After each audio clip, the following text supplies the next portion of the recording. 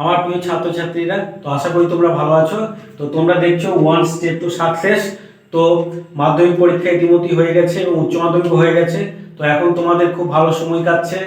তো শুধু সময় কাটালেই চলবে না, নিজেদেরকে প্রিপারেশন নিতে হবে, প্রিপেয়ার করতে হবে নিজেদেরকে আগামী দিনের জন্য। তো কোন কোন ভুলগুলোর জন্য আগামী দিনে তোমাদের প্রবলেম হবে সেগুলো নিয়ে আমি একটু আলোচনা করব। তো প্রথমেই আসি মাধ্যমিক। তো মাধ্যমিক পরীক্ষার পর তুমি কোন বিষয় নিয়ে পড়বে সেটা তো একটা খুবই টাফ, মানে টাফ ডিসিশন তোমাদের পক্ষে।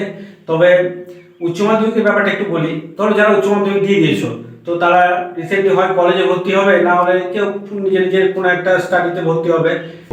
তো আমরা মেনলি এইচএস পরীক্ষা দেওয়ার পর হয় বিএ অনার্স বা বিএসসি অনার্স পাস করতে আমরা ভর্তি হয়, কিন্তু যে কম্পিটিটিভ এক্সামগুলো একটা হয় সেটা সকলের কাছে অজানা থাকে। তবে তুমি যদি ভাবো যে আমি শুধু এইচএস এর পর একদম কম্পিটিটিভ এক্সামের জন্য প্রিপারেশন নেবো, সেটা করলেও চলবে না, কারণ যে কোনো এক্সামের জন্য একটা ডিগ্রি লাগে। আর সেটা তুমি বিএ বা বিএসসি কমপ্লিট না করতে পারলে তো সব এক্সামে বসবে না।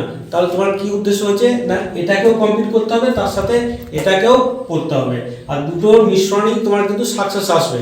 ঠিক আছে? তো এখন প্রশ্ন হলো, তুমি কম্পিটিটিভ এক্সামের জন্য যে প্রিপারেশন নেবে সেটা কোথায় নেবে?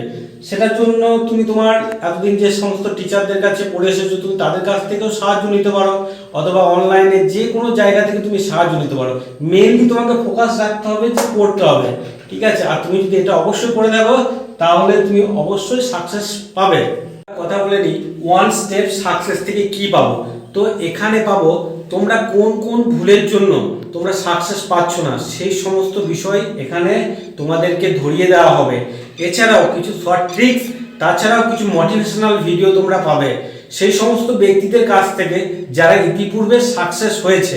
আমরা জেনে নেব মাধ্যমিক ও উচ্চ মাধ্যমিক স্টুডেন্টরা যারা এবছর পরীক্ষা দেবে তারা আমার কাছ থেকে কি পাবে। তো তাদেরকে প্রথমেই বলি, তারা আর্টসের সাবজেক্টের যে বড় বড় নোট মুখস্থ করেছে, লিখেছে, এখানে সে সমস্ত কিছু দেওয়া হবে না। এখানে ওয়ান শর্ট ভিডিওর মাধ্যমে একদম সহজ সরলভাবে বিষয়বস্তুটাকে তুলে ধরা হবে, যাতে তারা খুব সহজেই শর্ট প্রশ্নের অ্যান্সারগুলো তারা খুব সহজেই করতে পারে। ছিল ইন্ট্রোডাকশন ভিডিও। তোমরা যারা সফলতার গোড়ায় পৌঁছাতে চাও তারা চ্যানেলটাকে সাবস্ক্রাইব করে পাশে থাকতে পারো। আজকের মতো এখানেই শেষ। তো আবার দেখা হচ্ছে কোনো এক ওয়ান শর্ট ভিডিওর মাধ্যমে। ততক্ষণের জন্য টেক কেয়ার।